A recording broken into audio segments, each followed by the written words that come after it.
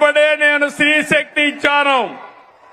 ఈ రోజు మీ అందరికీ హామీ ఇస్తున్నా, దసరా రోజున ఆటో డ్రైవర్లందరికీ వాహన మిత్ర కింద 15,000 రూపాయలు ఆర్థిక సహాయం చేస్తామని అనౌన్స్ చేస్తున్నాను. హ్యాపీనా? సంతోషమా అని అడుగుతున్నా. ఎన్నికల్లో చెప్పాం, ఎన్ని కష్టాలున్నా చేస్తాం.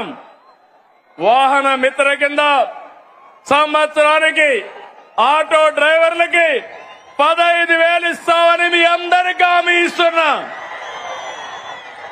ఇది మంచి కార్యక్రమం అనుకుంటే గట్టిగా చప్పట్లు కూడా చెప్పండి, మంచి కార్యక్రమం అని.